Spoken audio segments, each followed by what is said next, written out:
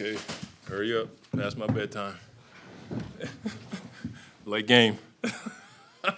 Normally I'm on my way home. Obviously,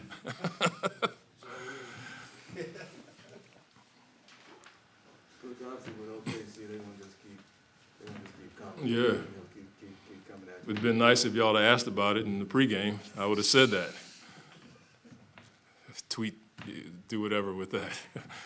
It's just who they are. I mean, it was almost like we got in shape tonight from being off, just playing in the half court against them because their pace, their body movement, they're maybe the rare team that puts pressure on the rim with body movement.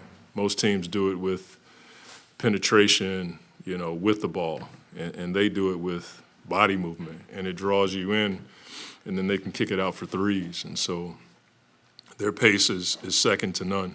And I thought as the game progressed, we did enough, especially in the second half, to nullify it a little bit. But we have to get better in that area, especially in small screening situations. Curious looking at Devin, obviously, he's getting back and is back to what he's been. What maybe you noticed in this game that he maybe did differently or even better than what he's done previously since he's come back? Well, he got more minutes tonight. I mean, he probably got a few more than we wanted to play him. But as he gets into his kind of shape, I think we're going to see more of what we saw tonight, the attacking, the shot making. There were times where there was a double team in a crowded paint. He was finding guys on the backside. So that's typically how he plays. It just takes physical conditioning, mental conditioning, and game rhythm, and probably something else that I'm not naming to play at those kinds of levels. And, he was in that mode tonight. They were throwing different defenses at us, switching normal pick and roll coverages, and then late they started hitting. And I thought he and we did a much better job in the second half of finding guys. What did you think of how Campaign looked in his first game back? He looked good until he got tired, and then he was obviously tired, especially in the second half. But he brought a level of juice tonight that we needed that injection, and the shot making, the quick attacking to the paint, and then defensively, I thought he was a bit of a pest tonight, going after balls and staying in front of the ball. But offensively, I thought he gave us a much needed jolt tonight. Except the franchise record for most threes tonight. I know different eras, and he's got a lot of these types of milestones. But just your thoughts. We talked about he and Chris. I think Chris passed Michael Jordan historically in steals, and then Book passes Steve Nash, in threes. I mean, you just think about that. We have two players on our team that passed historical icons, and we have a thing around here where we celebrate everything. We even celebrated Ish getting a fully guaranteed contract, and it speaks to the culture that the guys have built around here. They're always happy for each other, and they were all happy for Book, Chris, and Ish. And so those are things that we don't take for granted. I'm humbled and blessed to be a part of this stuff. Most times as a fan of the game, you're typically sitting at home or in a seat when somebody does it, and I get to be in the locker room when we talk about that stuff. So it's a huge thing for the guys and their families. To follow up on Ish, he told us when he read the text from you that he was so excited that he threw up. I don't know if he told you that. No, I didn't know about that.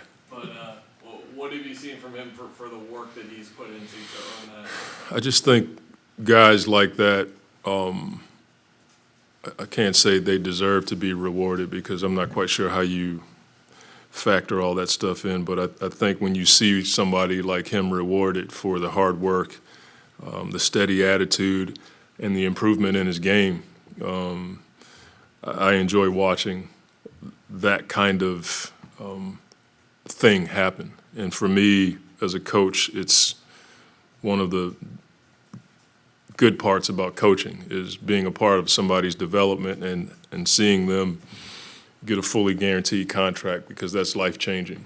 It allows for you to get years on your pension. It allows for you to have medical insurance, which is huge for your family, and it also puts money in your pocket. It helps you gain respect amongst your peers, and it's just a good thing for a good dude. Terence has shown an intent to defend so far. Yeah. He was communicating a lot Yeah. tonight. How do you like the way he's settling? I just like the way he reads. He has a good IQ for the game. We've thrown a lot at him, and I thought tonight helped all of us step up our intensity because OKC plays a certain way, but in respect to Terence, we're just throwing a lot at him.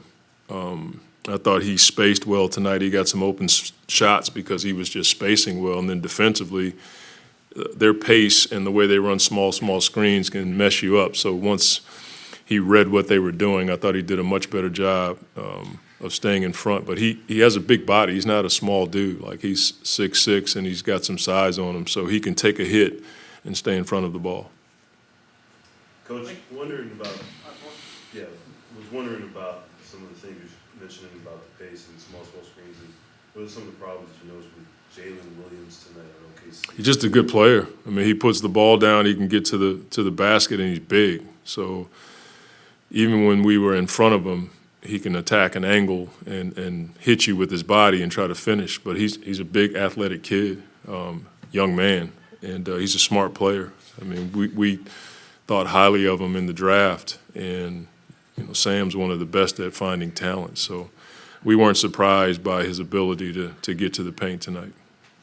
Thanks, Coach. All right, thank you. Coach. Yeah. Travel safe. Thanks.